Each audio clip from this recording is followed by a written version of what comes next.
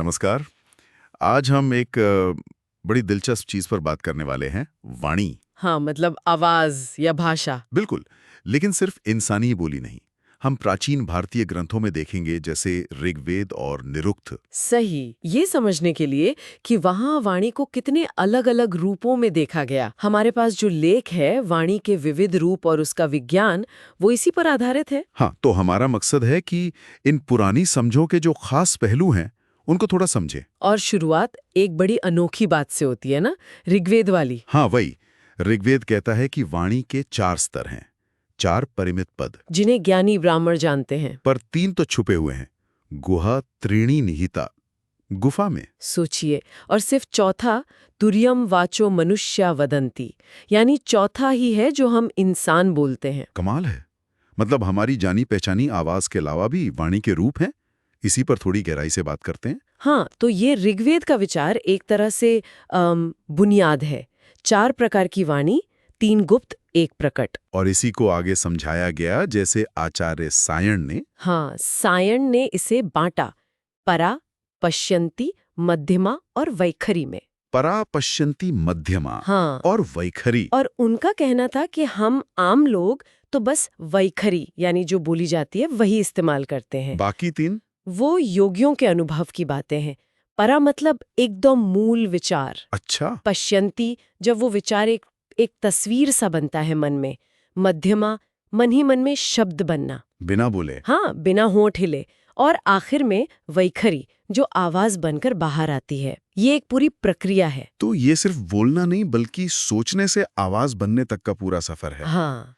पर क्या सब इसे ऐसे ही देखते थे, व्याकरण वाले? नहीं, उनका नजरिया अलग था। हम्म। जैसे ऋषि दयानंद ने भी बताया, वैयाकरणों के लिए वाणी के 4 पद थे। हाँ। नाम, आख्यात, उपसर्ग और निपात। अच्छा, ये तो भाषा के हिस्से हो गए।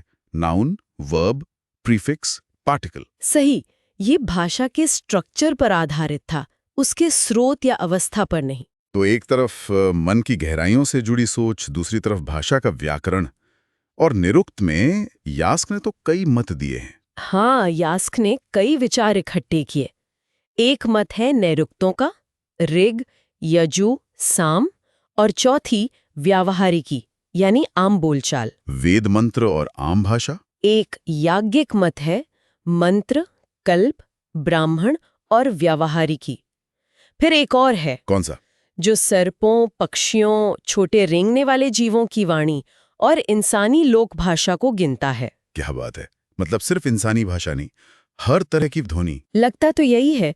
एक आत्मवादी मत भी है, जो पशुओं, वाद्यों यानी म्यूजिकल इंस्ट्रूमेंट्स, मृगों यानी शेर वगैरह, और आत्मा यानी मनुष्यों की वाणी को गिनता है। ये तो बहुत वसी, मतलब बहुत फैला हुआ नजरिया है। बिल्कुल। यास्क ने मैत्रायणी संहिता का भी हवाला दिया है। वो बात को और आगे ले जाती है। कैसे? संहिता कहती है कि वाणी 3 लोकों में फैली है, पृथ्वी, अंतरिक्ष और द्युलोक। पृथ्वी, आकाश और स्वर्ग। हाँ, और चौथा हिस्सा शायद पशुओं में या फिर सृष्टि की सूक्ष्म शक्तियों में, जिन्हें मरुत या छंद रश्मियां कहा गया है। और इनका संबंध भी जोड़ा गया है पृथ्वी का अग्नि से। हाँ, पृथ्वी अग्नि रथंतर साम, अंतरिक्ष वायु प्राण वामदेव्य साम, और द्युलोक? द्युलोक आदित्य किरणें स्तनयत्नु मतलब गरजने वाली बिजली। ये तो वाणी को सीधे ब्रह्मांडीय शक्तियों से जोड़ रहा है। हाँ, बिल्कुल। और संहिता ये भी कहती है कि एक और वाणी है जो सिद्ध योगियों में होती है। वो देवों और मनुष्यों दोनों की भाषा समझ सकते हैं। ये सब सुनकर थोड़ा आज के विज्ञान का भी ख्याल आता है। आजकल वैज्ञानिक भी तो उन आवाजों की बात करते हैं जो हमें सुनाई नहीं देती। हाँ, जैसे सुपरनोवा से निकली शॉक वेव्स या कॉस्मिक किरणों की ध्वनि, जैसा जॉन ग्रिबिन ने बताया, या CMBR में ध्वनि तरंगे, ली स्मोलिन ने जिनका जिक्र किया। और वो ध्वनि का कण फोनॉन, क्या वो प्राचीन शब्द तन्मात्रा जैसा कुछ है? स्रोत में समानता का जिक्र है। फोनॉन की आधुनिक कल्पना और शब्द तन्मात्रा के विचार में कुछ मेल लगता है। लेकिन क्या ये तुलना पूरी है? स्रोत का कहना है कि शायद प्राचीन समझ ज्यादा बारीक थी। हाँ, उनका कहना है कि आज का विज्ञान ध्वनि को ज्यादातर प्रेशर वेव्स की तरह समझता है, शायद उसके मूल तत्व को अभी नहीं पकड़ा है। ये भी सोचने वाली बात है।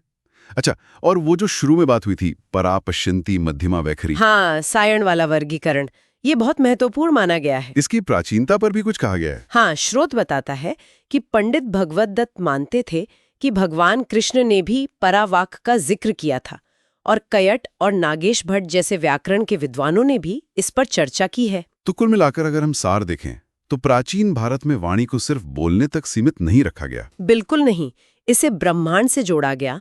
इसके कई छुपे हुए और प्रकट रूप माने गए, जो अलग-अलग स्तरों पर काम करते हैं, यौगिक भी और लौकिक भी। जाता है ना? क्या?